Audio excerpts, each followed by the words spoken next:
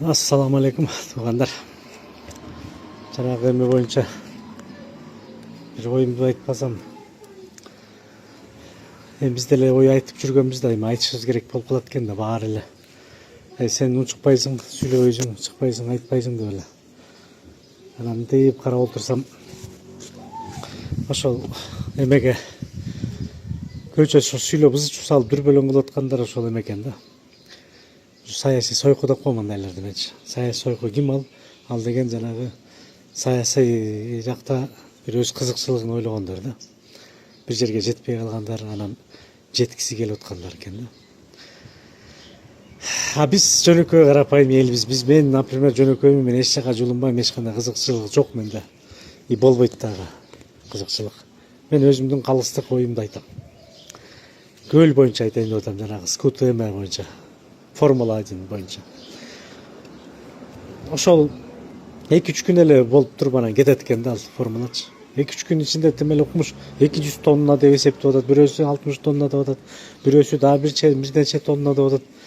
Мен ошого таң калып атам да, ошону ким чыгарды, ошол экспертизаны? Ким чыгарып атат ошончо тонна деп, именно ошол 200 тонна, 60 тонна деп ким чыгарды ошол акымени, количествону? Түшүнбөй койдум. Ошон прямо ошончо тонна деп чыгардыбы бирөө? Чыгарып бердиби ошол жыйынтыкты? Ошондой болот деп. Жок эле бир элди дүрбөтүп эле жөн эле отура бересиңер беле. Андан тышкары көлүбүздө канча деген скутерлер, катерлер, пароходдор жүрүп атат. Канча деген айланайын. Ал 2-3 күн эмес, ал тиги көл сезон качан болот, ошондон бери жүрөт аларчы. Көлдөчү. Аларда деле болот, учечкалар болот, тияк болот. Көл үстүндө жүрүшөт, түрдүү нерселер болот да көлдөчү. Анан ошолор бузбай эле именно 3 күнгө келип кете турган Формула 1 бузат бекен экологияны, мен түшүнбөй атам ошого. Мен илгери баягы уккан боюнча, ошо биздин ата бабалар айткан боюнча, рыбачыдан караколго жанагындай грузовой эмелер болчу экен, пароходдор.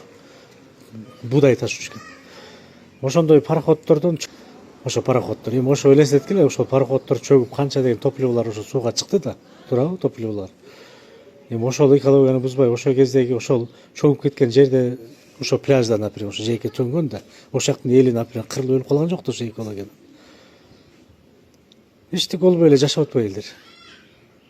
Анан именно ошо 3 күн өтө турган Формула 1ден эле ушул жайгор каптым эле укмуш, экология бузулуп, баары кырылып кетет бекен. ЮНЕСКОнун тиги кара тизмесине кирип кетет деп, тиги Самат жанагы Кушбек дейт, ким дейт? Самат Кушбек деген бир Германияда жатып алып, жумушка кире албай атабы, орношо албай атабы билбейм, ошол күндө какшап эле зылдап эле чыгып атат. Анан бул бийлик кетиш керек, болбой калды, кетиш керек деп эле сайрап атат. Бул бийликке асылып кетиш керек дегендер мен үчүн душман болуп калат да. Лично мен үчүнчү. Жек көрүп калам андай адамды. Кайда бир болбогон нерсе үчүн бийлик кетиш керек дегенде токтош керек да. Анан ошол кара тизмеге кирип кетсе, жана деп туруп анан баягы салыштырып коюптур эме боюнча. Самолеттор кара тизмеге кирсе уча албай калып атпайбы, анан бара албай калпайбыз депчи. Көл өзүндө учабы асманга? Көл өзүндө башка өлкөгө киреби, эмне кылат? Кара тизмеге кирип кетсе эмне болот экен көл? Көп болсо ошол европалыктар келбей калар, балким тиги дагы бирөөлөр келбей калат. Бирок биз чөйрөбүз да эмне, кара тизмеге кирип кетти деп биз да чыга албай калабыз бул көлгө. Эмне болобуз ошондо? Кайда нерселерди дүрбөлөтүп урдура бербегилечи эле, тим эле дүйнө жүзү боюнча единственный бир эле сен Самат Кушбек деген жигит. Сен эле жалгыз эксперт болсоң эмне болуп кетиптир айланайын. Башкалары баары душман деп тим эле укмуш сүйлөпсүң го, мен эле кыймын айланайын, мен эле деп. Калган эксперттер эмне, тупойбу? Калган эксперттер жиндиби, келесообу, түшүнбөй койдум такыр. Сенден башка эксперттер толуп атса керек, сен көп болсо ошо бир аз иштепсиң, канча жыл дедиң, 10 жыл иштедим дедиңби? 10 жыл иштеп эле сен профессор болуп кеттиң укмуш. Жапжаш эле жигит экенсиң, кайда профессор болуп кеттиң сен? Менимче сен болгончо, менин оюмча сен жөн эле саясий сойкусуң мен үчүн. Сен ошо саясат жакта бир орун табайын деп эле жүрөсүң менимче. Жөндөн жөн сүйлөгөн жоксуң сен. Күйгөн жоксуң эчтекеге, сен чын жүрөктөн күйгөн жоксуң мамлекетке. Сен болгону эле бир упай топтоп эле чыгып алып эле дөрүп сүйлөп атасың, атайын балким ошо ишке орношомбу деп атасыңбы билбейм. Же атайын сени жалдап бирөө акчага жалдап алып сүйлөтүп атабы бул бийликке каршы кылып. Койбойсуңар андайыңарды. Элдин баарын жынды кылып. Мен да аралашпай эле коеюнчу, макул өздөрү чечип алар. Эми бир эле Самат эмес да эксперттер толтура да. Башка эксперттер деле бар да деп мен деле талдап отурам. Карап отурсам, эксперттер бирөөсү да каршы эч ким эчтеке дебептир. бир эле ошол Самат Кушбек чыгып алып эле биздин жанагы саясий сойкуларды дүрбөтүп эле очко топтой албаган жанагы саясий сойкулар бар да биздечи. Ошолордун чырагына май тамызып эле ошолорду эле сүйлөтүп атасың да кайра-кайрачы. Анча мынча карапайым жанагы эл ойлонбогон нерсеге билбеген түшүнбөгөндөр да чыгып алып, Атамбаевскийлер, Мадмаровскийлер да чыгып алып атат. Дөрүп. Токтоткула 3 күн ичинде тимел укмуш природаны бузуп кетчү деп болуп. Тонналап эсептейт жүрсүңөр го, экспертиза чыгарып эле кайдагы тонналар дейсиң. Тоба кылдым. Ошол же ар бир катердин литражын көбөйтүп койдуңар, ошонун баарын көбөйтүп туруп тоннага чыгарып ийдиңер.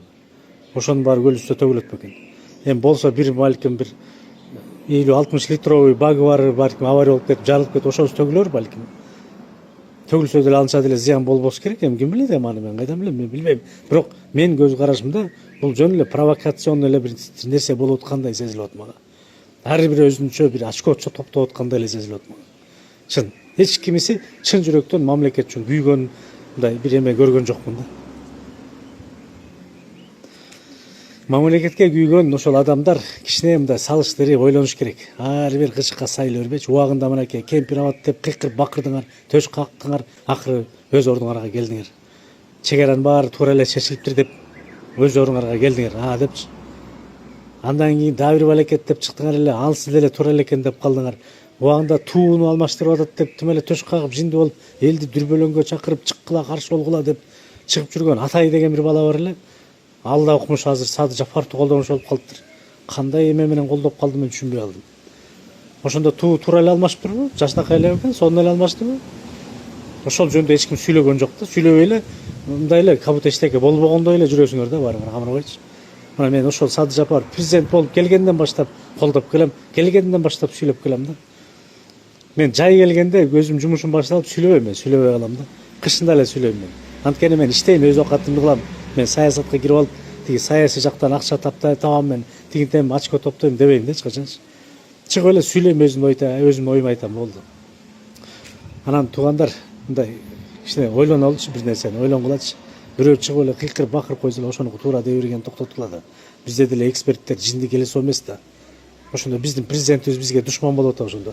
Бир эле ак киши экен тетиги Самат Кушбек деген татакта апапкай элди ойлогон, элдин келечегин ойлогон, бирок сары эмеде Францияда жашап жүрөт ошондо. Ошондойбу? Чын жүрөгүнөн патриот адам кыргыз элин сатып коюп өзү тиякта жүрөт. Францияда. Ошондойбу? Францияда бышырып коюптурбу?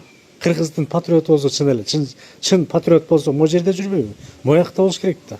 Эс ошол чын эле күйүп атса, ошончолук тонна чын эле төгүлө турган болсо, аябай катастрофический бир зыян келтирип аткан болсо, эмне Францияда жүрөсүң камырабай анда? Кел да буяка келбейсиңби? Буяка келип туруп айтпайсыңбы анда? Элдин баарын чакырбайсың, петиция деп кол топтоп кол койдурбайсыңбы анда?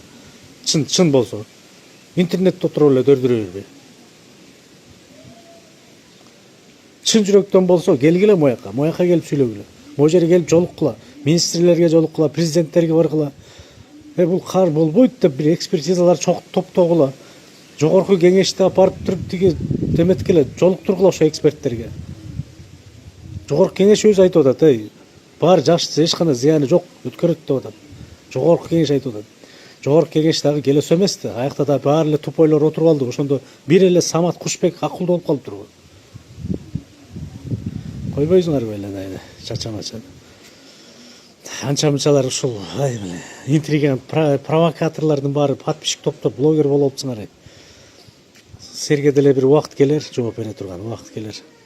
Жооп беришиңер керек силер дагы. Антпесе чота элди будуңчан кылып, провокация кылып, укмуш кылып атасыңар силер. Анча-мынча мен байкаган блогерлер. Кээ бир ишкерлер да бар арасында. Ишкерлер да жүрөт провокациямен заниматься этип. Ишкерлиги менен алектенбей, провокация кылып атышат отуруп алып. Ачык айкын. Токтоткула болду. Мына мен көлдүкмүн мен көлдүкмүн. Мага бир киши кечке какшанып койсо эле мен ошону эришип кетпейм. Мен ойлоном, таразалайм, ар кимдин сөзүн салыштырам, угам, андан кийин анан жыйынтык чыгарам. Эси мамлекет дурус, жакшы эле бул. Биз текшергенбиз баары сонун десе, анда биз мамлекетти колдойбуз. Болду. Кайда бир татакта отуруп алган эмелерди колдобойбуз эч качан. Силерди да колдогонго чакырам. Ошол туугандар. А то биздин бийликтегилердин баарын эле душман кылып салышты акмактар. Мейлиңиздер, ассаламу алейкум.